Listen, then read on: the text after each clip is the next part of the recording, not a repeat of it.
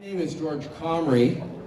I am the President-elect of Professional Engineers Ontario, and it's my distinct pleasure to welcome you to this year's Engineering Innovations Forum. Thanks for braving the snow to join us tonight. March is National Engineering Month in Canada.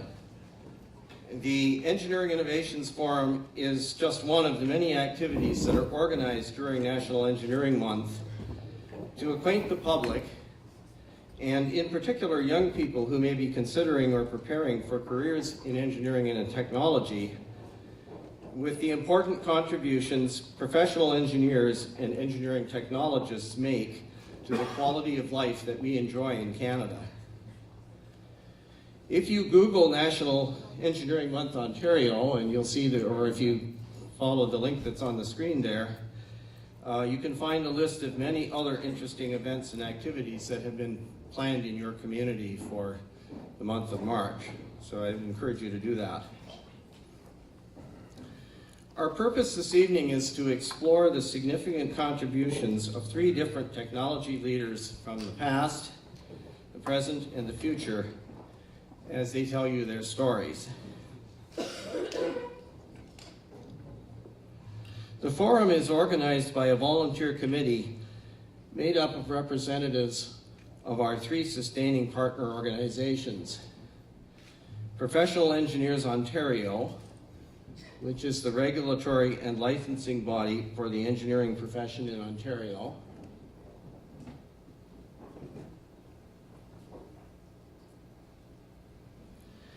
the Ontario Association of Certified Engineering Technicians and Technologists, or OACET for short, which is the certification and advocacy body for engineering technologists. I'm just giving you a sec to read these slides because they're advancing a bit slowly.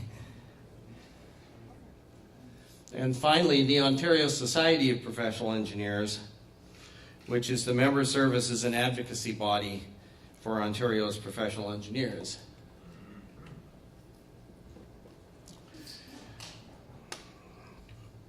We also wish to acknowledge the support of several other partners who are listed on your program tonight and who will be thanked later on. Just a couple of formalities before we get to tonight's presentations. Please make a mental note of the emergency exits, which are located, you can see the exit signs to the side there, to this side, and the three main doors at the back.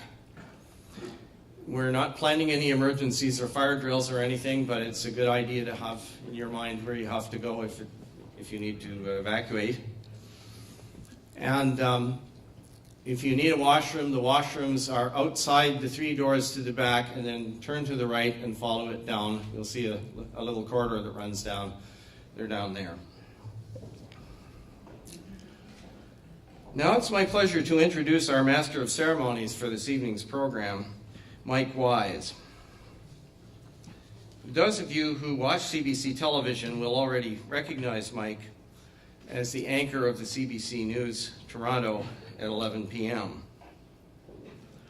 Mike enjoys writing about strategies for coping with information overload. And I hope that's not what you think when our presentation's over this evening. But you're going to get lots of interesting information. Most recently, Mike was the Ontario legislative reporter for CBC TV and Newsworld, a position he held for 7 years, 3 premiers, 4 opposition leaders, and 2 provincial elections. While there, he initiated several groundbreaking journalism projects aimed at finding new ways of connecting viewers with the world of politics. His award-winning series, Queen's Park, Making the Grade, followed several high school students as they developed their own private members' bills, attracted political support for them, and ultimately saw the bills introduced and debated in the Ontario legislature. He also collaborated with Student Vote and Facebook on a series called The Great Canadian Wish List. It marked the first time that the social networking site had partnered with a broadcaster anywhere in the world. Mike holds an honors degree in political studies from Queen's University in Kingston. He started at CBC when he was just 17 and still in high school. One of his first responsibilities was to work on the 1988 federal election broadcast, even though he wasn't legally old enough to vote himself. So please join me in welcoming Mike Wise to the podium as our Master of Ceremonies this evening.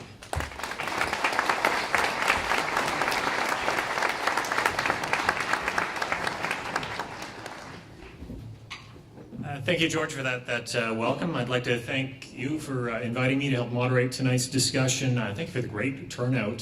Fortunately, it wasn't last night. It's nice to see a full room here.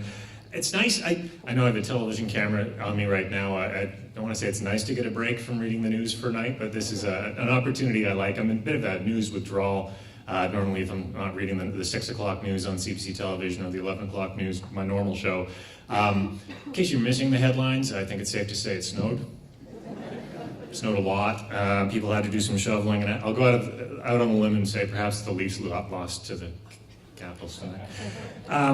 Well, we're gathering for this engineering forum. 3 speakers tonight representing professional engineers who are looking at achievements in the past, present research, future opportunities. In terms of logistics, one thing I want to talk about, there will be a chance to ask questions of our presenters, but not immediately after they present. We're going to have a Q&A session after all 3 are done. I'll be doing the Oprah Winfrey thing, walking around with the microphone, and you'll have a chance to ask a question. We'll engage in a discussion at that point. There's a time limit thing, sort of something I'm used to on television all the time. Usually I have someone talking in my ear, a little hidden earpiece you don't see, saying, wrap up, stop talking, things like that. There'll be cards that will go up to help our speakers stay on track. I've really enjoyed the work I've done just trying to get ready to moderate tonight, because it's reminded me of my own personal lifelong interest in science. Even though I'm a journalist, you heard a bit of my background there, I work in television, I've worked in television for a while. My interest in science, and television actually goes back to my childhood. One of my favorite shows as a kid, once I graduated from Sesame Street, was a Canadian science show. I think it was probably produced around the corner in Don Mills here. Rare back in the days before the Discovery Network. I just want to do a survey. How many people remember What Will They Think of Next? By the producers of Science International, Joseph Campanella or Kerry Keane or T. Leak. They were disembodied heads, if you weren't familiar with this. Very low-budget CanCon. They would have reports from high-tech in the 70s, and the host would be a disembodied head and talk about that. I watched that faithfully as a child, seeing it as a window into the latest scientific advancements and experiments. I even had the companion book, which I would read a lot. That came out for me the same time as my all-time favorite movie, Star Wars. So my childhood I spent drawing robots and designing new designs for them and thinking about things I wanted to build. At one point I wanted to start up my own robot factory, and I had the great idea that I should build it in an amusement park as well. So you really popularize, and part of the goal of this is to get people interested in seeing science and manufacturing all that. This is great. Maybe not the best idea, though, that you would take a roller coaster ride and then go see the device that's taking your job once you get home or something like that. So, not my best job there. Grade 2, I even wrote a short story about a boy and his robot and his spaceship. My school librarian helped me bind it up and put it in the library. Sadly, that's my only published work, but it's in Burlington somewhere. But that early love and interest in science and technology has stuck with me even today. When we were talking about information overload, I'm very conscious about how much time I spend on things. I try to maintain a healthy balance in my media consumption, my media diet, obviously keeping it up to date with local news and politics, Canadian politics, but I also keep a generalist's interest in the world of science and technology, something I really like. I love reading books about the effects of new technology. For some reason I've read a lot recently about theoretical physics and cosmology, answering the big questions about how everything began, the idea of reconciling quantum mechanics and general relativity, trying to understand gravitational waves. That was an interesting one a few weeks ago. I'm intrigued by string theory, M theory, the idea of multiple small dimensions in this world or even alternate worlds. And as I was thinking of that, I like to think that somewhere in one of those alternate worlds, there's a Mike Wise who's an engineer. And I don't know if I should admit this in front of you, but I think I've let you down. Because in grade 9, for a self-guided project in my high school, I did a self-learning project. I went back to my childhood passion, and I actually outlined a plan, put this together as a school project, to build a stair-climbing robot. You know, and the designs and everything I had would have been able to climb up the stairs as I did come around here. And I was very interested about this, putting together a proposal, how everything would work. Now, last night, as I was trying to look through my records to find about this, I discovered my grade 9 application to a summer computer camp at the University of Guelph. And I filled out an application and ended up winning a $100 bursary from Tandy Computer.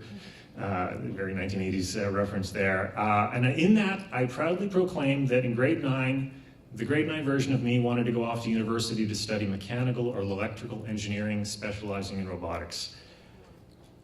Not sure what really happened to change that. I had the idea, but back then there were no maker clubs like kids have today. There was no 3D printers I could go to the public library to work at. I remember trying to figure out, how do you figure out the gears and the mechanics and to do that?